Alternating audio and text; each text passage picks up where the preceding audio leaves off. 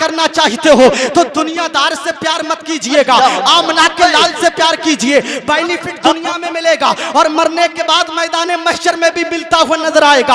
आप कहोगे वो कैसे, तो मैं यहाँ से आपको बताऊंगा। चलिए, मदीने की सरजमीन है और मदीने की सरजमीन से दूर एक जंगल है और उस जंगल के करीब में एक और छोटी सी बस्ती है। उस जंगल में एक नन्हा सा बच्चा बकरी को चरा रहा है, अपनी बकरियों को जंगल में चरा रहा है। अचानक बच्चा क्या देखता है कि उसकी बकरी दौड़ना शुरू करती है। बकरी ने जैसे ही दौड़ना शुरू किया है, बच्चा पीछे पीछे दौड़ता जा रहा है। बकरी आगे आगे दौड़ती जा रही है, बच्चा पीछे पीछे दौड़ता जा रहा है। अब बकरी कहीं जंगल में नहीं रुकती है, बकरी मदीने के अंदर पहुंच जाती है और मदीने की गलियों में बकरी नहीं रुकती है। जैसे कि मदीने की गलियों में बकरी पहुंची है और बच्चा पीछे पीछे बकरी के पहुंचा है, मदीने की गलियों में बकरी रुकने का नाम नहीं ले रही है, बकरी दौड़ती जा रही है, बच्चा भी दौड़ता जा रहा है। अब बच्चा क्या देखता है कि बकरी पूरी मदीने की गलियों को पार करके मस्जिद नबवी शरीफ के दरवाजे पे आके रुक जाती है। जब बच्चे ने अपनी बकरी को मस्जिद नबवी के दरवाजे पर रुकता हुआ देखा है,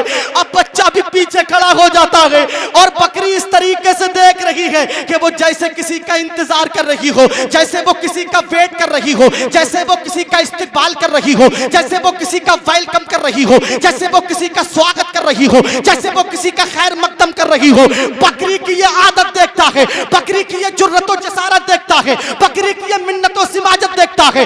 बच्चा अपनी बकरी की तरफ टिकटिकी बांध के देख रहा है और बकरी मस्जिद नबवी के अंदर टिकटिकी बांध के देख रही है। बच्चा क्या देखता है, मेरी बकरी मस्जिद नबवी के अंदर से आने वाले इंसान को देख रही है। अब वो आने वाला इंसान कोई और नहीं था बल्कि मेरे आमना का लाल था, वही मेरा आका था। जैसे कि मेरा आका तशरीफ ले आया है गेट के बाहर, अब मस्जिद नबवी के गेट पे मेरे आका तशरीफ ले आए हैं। वो ऐसा हसीन, वो ऐसा हुस्न वाला जिसके हुस्न की खैरात अगर यूसुफ को मिल गई है तो यूसुफ के नाम पे जुलेखा ने अपनी उंगलियों को तराश दिया है। अरे मेरे मुस्तफा के नूर के छींटे, अगर मेरे मुस्तफा के नूर के छींटे हजरत यूसुफ को मिले हैं तो यूसुफ के नाम पे जुलेखा ने अपनी उंगलियों को तराश दिया है। वो ऐसा चांद है जिसके सदके में मेरे रब ने 14वीं का चांद बनाया है। जब मेरा मुस्तफा तशरीफ ले आया है, अब मेरे आका को वही बच्चा टिकटिकी बांध के देख रहा है। मेरे आका बच्चे से सवाल करते हैं, बेटा बताओ तो सही तुम यहाँ पे कैसे आए हो, बेटा बताओ तो सही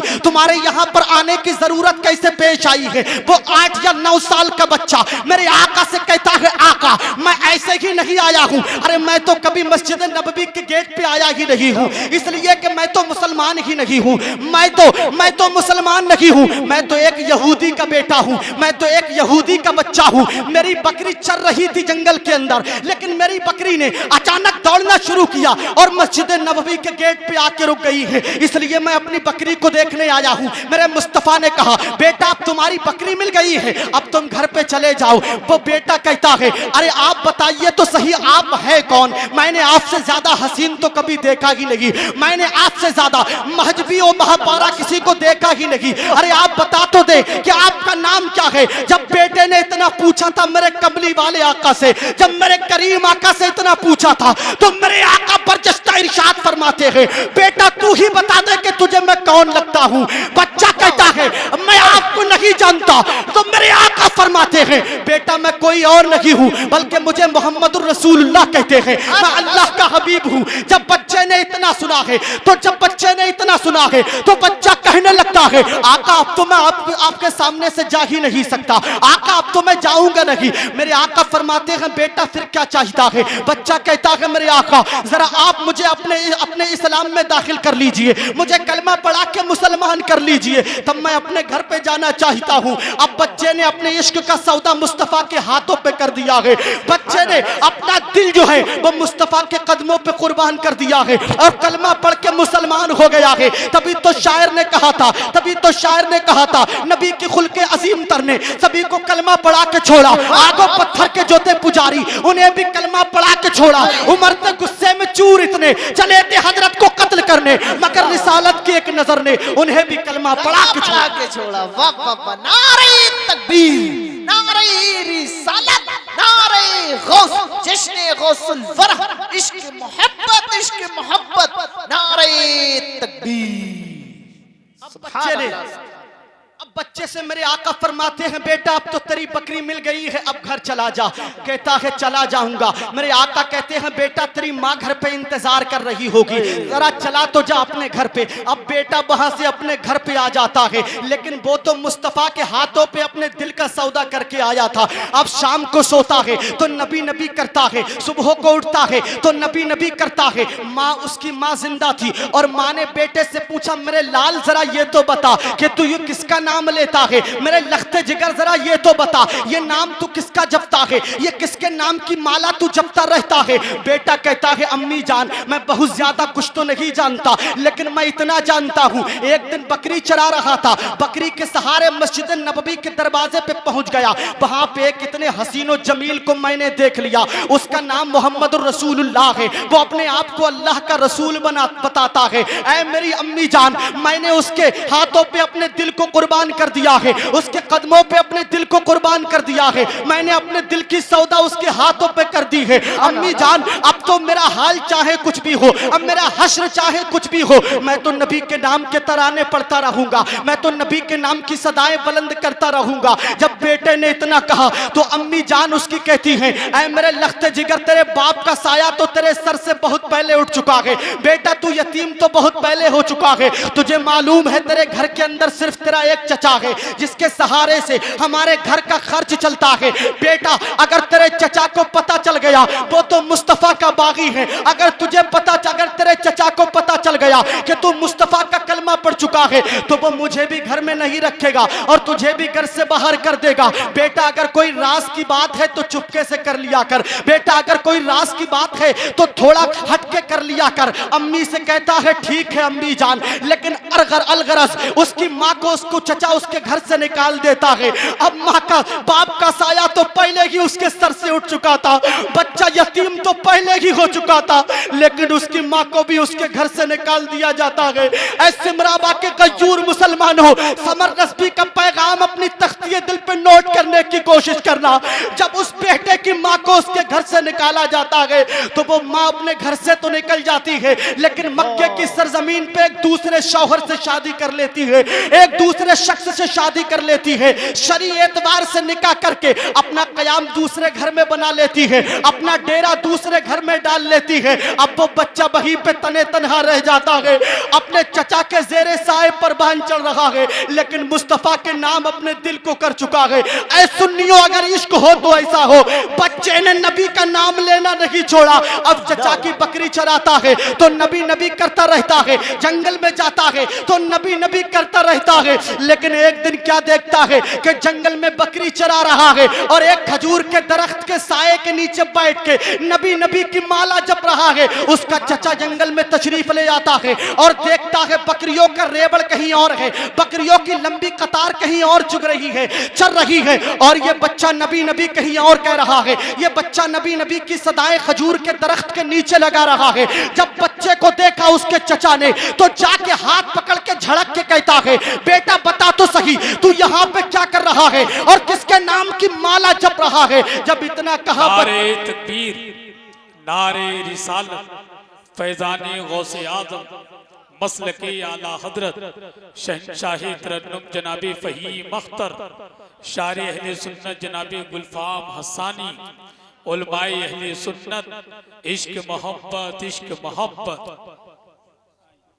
मोहब्बतों के साथ कह दें या रसूल अल्लाह, और हाथों को बुलंद करके कह दें या रसूल अल्लाह, या रसूल अल्लाह। अब बेटे को जैसे ही उसके चचा ने नबी का नाम लेते हुए देखा तो उसके हाथ पकड़ के झड़क के कहता है ये तू किसके नाम की माला जपता रहता है, ये किसका नाम तू बार बार लेता रहता है। तो बच्चा बड़े डर से कहता है, बच्चा बड़ा डरावने अंदाज में कहता है चचा जान मैंने मुस्तफा के नाम अपना दिल कर दिया है, मैं मुस्तफा के कदमों पे कुर्बान हो चुका हूं, मैंने नबी का कलमा पढ़ लिया है, मैंने नबी का कलमा पढ़ लिया है, अब मैं मरते दम तक नबी का कलमा पढ़ता रहूंगा। जब इतना सुना उसके चचा ने तो अपने भतीजे के हाथ को पकड़ता है और हाथ को पकड़ के घसीटता हुआ अपने घर पे लाता है और घर पे लाके कहता है बेटा अब मेरी हमारी एक शर्त है, वो शर्त तुझे माननी पड़ेगी। बच्चा कहता है चचा जान बताइए तो सही आपकी शर्त क्या है। तो उसका चचा उससे कहता है या तो तुझे नबी का कलमा पढ़ना छोड़ना पड़ेगा या तो तुझे प्रॉपर्टी छोड़ना पड़ेगी। अगर तमाम मालो असबाब तुझे चाहिए तो अपने मदीने वाले आका का कलमा छोड़ दे, और अगर तुझे प्रॉपर्टी चाहिए, अगर तुझे दौलत और सरबत और शर्माया चाहिए तो तू मुस्तफा का कलमा पढ़ना छोड़ दे। अगर तूने मुस्तफा का कलमा पढ़ना नहीं छोड़ा तो तुझे तमाम जमीन और जायदाद छोड़ना पड़ेगी। जब इतना सुना मुस्तफा के दीवाने ने, मुस्तफा के नन्हे आशिक ने जब इतना सुना, अब परेशान हो जाता है, शशु पंज में पड़ जाता है। नन्हा सा 9 साल का बच्चा है और उसका दिमाग काम करना बंद कर देता है कि अब मैं क्या करूं। मेरे बाप का साया तो बहुत पहले मेरे सर से उठ चुका है, मेरी माँ भी मुझे छोड़ के चली गई है। अब अगर चचा ने घर से निकाल दिया तो जाऊंगा तो किधर जाऊंगा, जाऊंगा तो अपनी फरियाद लेके कहां जाऊंगा, जाऊंगा तो अपने दिल का दर्द किसको सुनाऊंगा। बच्चा भी ये दिल में सोच रहा था कि मदीने से एक सदा आती है, ऐ मेरे नन्हे आशिक परेशान होने की जरूरत नहीं है। जिसका जमाने में कोई और नहीं होता है, जिसका जमाने में कोई नहीं होता है, उसका मैं मोहम्मद हुआ करता हूं। जिसका जमाने में कोई नहीं होता है, जिसको जमाने वाले गिरा देते हैं, उसको मैं उठा लिया करता हूं। जब इतना सुना नन्हे बच्चे ने, जब ये ख्याल उसके दिल में आया तो अपने चचा से कहता है चचा जान तमाम दौलत और सरबत और सरमाया तुम्हें मुबारक हो और मेरे आका की मोहब्बत मुझे मुबारक हो। मैं छोड़ देता हूं नबी के इश्क की खातिर तमाम दौलत और जमीन और जायदाद को। जब मेरे आका के इश्क के, मेरे आका के इश्क की कीमत नन्हे से 9 साल के सिपाही ने अपने घर बार को कुर्बान करके चुकाई है, और नबी के इश्क के बाजार में नन्हे से आशिक की मोहब्बत का सौदा हो रहा है। 9 साल के सिपाही के मोहब्बत का सौदा हो रहा है। नबी के इश्क की कीमत छिपा रहा है, नबी के इश्क की कीमत चुका रहा है वो नन्हा सा सिपाही। अब मदीने वाले के इश्क में चूर है और अपने घर बार को छोड़ देता है और मदीने की तरफ रुख करने की कोशिश करता है। तो चचा कितना जालिम और जाबिर था, अपने भतीजे से कहता है ऐ मेरे भतीजे तुझे ऐसे नहीं जाने दिया जाएगा, बल्कि तेरे बदन पे जो लिबास है वो भी उतार लिया जाएगा। आप खुद अंदाजा लगाइए, अगर आप साहिब औलाद हो तो आप 9 साल के बच्चे को अपने सामने खड़ा कीजिए, उसकी उम्र कितनी होती है, उसका कद कितना होता है, उसका वजूद कितना होता है, उसकी हाइट कितनी होती है, उसका वजन कितना होता है। अगर आप साहिब औलाद हो तो जरा आप अंदाजा तो लगाइए, अगर जिसके बाप का साया उठ चुका हो और माँ भी छोड़ के जा चुकी हो और उसका चचा भी उसे घर से निकाल दे और जो उसके बदन पे लिबास हो उसको भी उतार लिया जाए तो बच्चे के दिल पे क्या गुजरती होगी। जब मेरे आका के इश्क की खातिर नन्हे बच्चे के बदन से लिबास उतारा गया है तो मेरे आका के इश्क में बच्चा रो रहा है ज़ारो कतार। सावन और भादों की तरह नन्हे आशिक के आंखों से आंसू बह रहे हैं, उसके आंखों से नहर और नदी के नालों की तरह, नदी और नालों की तरह आंसुओं का सैलाब निकल रहा है। नन्हे आशिक ने अपने बदन से लिबास भी मुस्तफा के इश्क की खातिर उतार दिया है। चचा इतना जालिम और जाबिर था कि उसने पैर की जूतियां भी निकाल ली। अब पैर की जूतियां जब उसके चचा ने निकाली है, हम नन्हा सा 9 साल का सिपाही चला गए मदीने मक्के की गलियों में, और जब मक्के की गलियों में चल रहा है पैर में चप्पल नहीं है, जूते नहीं है। वो अरब की वादी ऐसी पथरीली वादी थी कि अगर बच्चा चलता था तो कहीं पे पत्थर छिपा करते थे तलबों के नीचे, कहीं पे कांटे छिपा करते थे। लेकिन इश्क हो तो ऐसा हो, प्यार हो तो ऐसा हो। नन्हे आशिक के जब पैर में पत्थर चिपते थे तो आह मुंह से निकलती थी तो इश्क मदीना तसव्वुर में पहुंच जाया करता था। अब अपने दिल में सोच रहा है कि बदन से चचा ने लिबास भी उतार लिया है, अब मैं अपने आका को कौन सा चेहरा लेकर के जाऊंगा दिखाने के लिए, अपने आका को कौन सा मुंह दिखाने के लिए जाऊंगा। मेरे तो बदन पे लिबास भी नहीं है, मेरे बदन पे कपड़े भी नहीं है। दिल में ख्याल आता है कि मेरी माँ ने दूसरा निकाह कर लिया है। चलता हूँ अपने माँ के दरवाजे पे, अरे माँ तो माँ होती है प्यारे। आज सिमराबा की यहाँ पर इस्लाम की तज्बीन ताहिरीन बैठी हुई है, इस्लामी रिश्ते की माएं और बहनें बैठी हुई है। बेटा कितना ही बड़ा खताकार क्यों ना हो, लेकिन माँ का दिल ऐसा होता है कि अगर माँ को बारहा हो, लेकिन फिर भी माँ का दिल पसीजता हुआ नजर आता है। अब वही बेटा अपनी माँ की चौखट पे पहुंच जाता है और जाके अपने माँ के दरवाजे पे दस्तक देता है। अंदर से खातून निकल के आती है। जैसे कि अंदर से खातून निकल के आई है, अपने बेटे की आवाज को सुना है उसकी माँ ने। माँ कहती है, मेरे लाल बता तो सही ये तेरा हाल किसने किया है? ऐ मेरे लख्ते जिगर तेरे बदन के कपड़ों ने किसको छीना है? मेरे लाल तेरे पैरों से तो खून के फुव्वारे निकल रहे हैं। इतना इतना ऐसा तेरा हाल किसने किया है? जब बेटे से उसकी माँ ने इतना कहा तो बेटा ज़ारो कतार रो के कहता है, अम्मी जान मेरे चचा ने मुझे घर से निकाल दिया है, इसलिए कि मैंने नबी का कलमा पढ़ा था, इसलिए कि मैंने नबी के कदमों पे अपने दिल को कुर्बान कर दिया था। अब उसकी माँ कहती है, बेटा बता तो सही अब तू कहाँ जाएगा? नन्ना सिपाही कहता है, अम्मी जान अब मैं कहीं और नहीं मुस्तफा के शहर जाना चाहता हूँ, अब मैं कहीं और नहीं अपने आका की नगरी में जाना चाहता हूँ। बरेली के गयूर मुसलमानों, अगर तुम आज सिमराबा की धरती से उठ के आलम तसव्वुर में मदीना नहीं गए तो कहाँ जाओगे? अगर तुम अपने आका की नगरी में नहीं गए तो कहाँ जाओगे? उस बेटे ने जब अपनी माँ से इतना कहा, अम्मी जान मैं मदीना जाना चाहता हूँ, तो माँ कहती है, बेटा 3 दिन तक मेरे घर पे ठहर जा, मैं तुझे नया लिबास सिलवा के दे देती हूँ, तू उसको जेबे तन करके मदीना तशरीफ ले जाना। लेकिन बेटा कहता है, अम्मी जान अगर 3 दिन के अंदर मुझे मौत आ गई तो अपने आका से मुलाकात नहीं हो पाएगी, मैं तो आज ही अपने आका से मुलाकात करने के लिए जाना चाहता हूँ। तो माँ कहती है, बेटा ठहर तो जा, बेटा 1 मिनट के लिए रुक तो जा। अपने घर के अंदर अपने बेडरूम के अंदर जाती है और जाकर के एक बोसीदा चादर को उठाती है और उस चादर के 2 टुकड़े करती है, एक का तहबंद बना देती है अपने बेटे के लिए और एक उसके सर पे, एक उसके कांधों पे डाल देती है। अब नन्ना सिपाही उन दोनों चादरों को इस्तेमाल करके, उन दोनों चादरों को जेबे तन करके मदीने का सफर कर लेता है। अब आहिस्ता आहिस्ता पहुंच जाता है मदीना तो रसूल की सरहदों से करीब।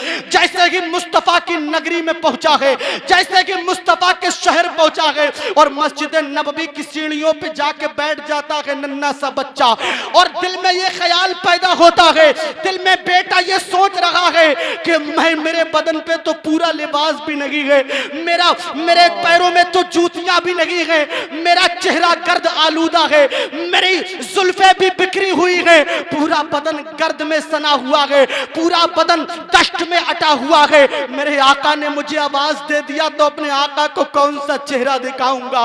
मेरे आका ने अगर मुझे अपने पास बुला लिया तो अपने आका को कौन सा मुंह लेके जाऊंगा आका के पास में?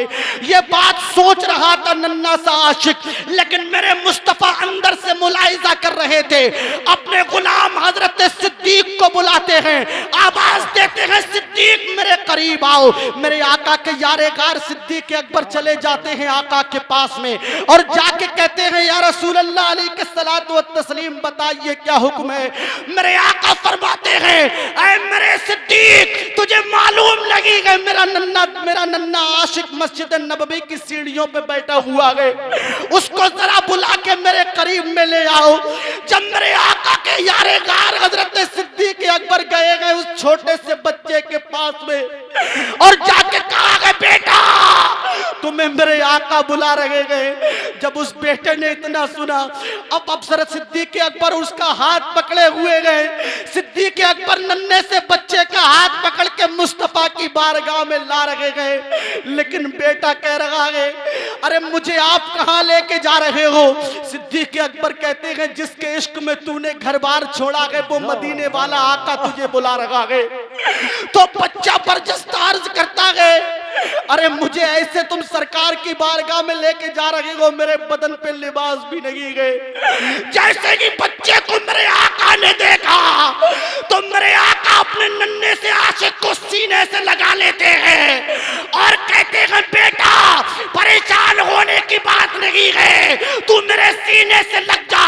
जिसको जमाने वाले गिरा देते हैं उसको मुस्तफा उठा लिया करता है। तभी तो शायर कहता है, जमाने की निगाहों में मंसूर रुस्वा हो नहीं सकता।